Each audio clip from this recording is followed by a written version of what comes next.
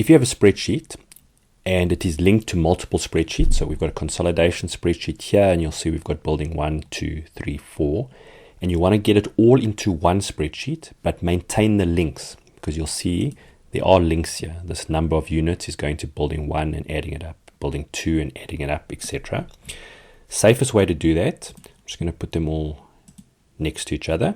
So what you can see now is this is the consolidation spreadsheet, building 1, 2, 3, 4. So there's a couple of ways to do it. What we need to do is move these sheets to here.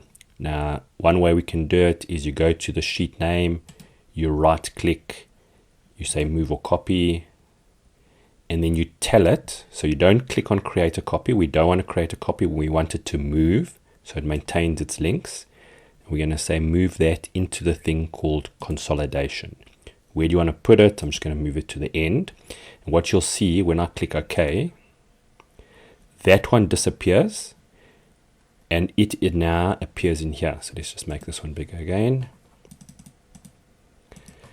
And what you'll see is the consolidation now, whereas the others are still looking at the other spreadsheets. This one now knows it's sitting here and all the formulas have adjusted. So this formula now knows to look in the sheet.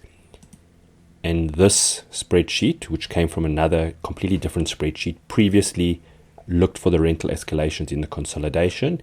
It still does. So you can basically move each item individually. If there are multiple sheets that need to go, you just need to highlight them all and you can move them into the separate sheets. You can as well, if you show them side by side, you can click, hold, and physically drag it, and it achieves the same thing. So that's another way of doing it.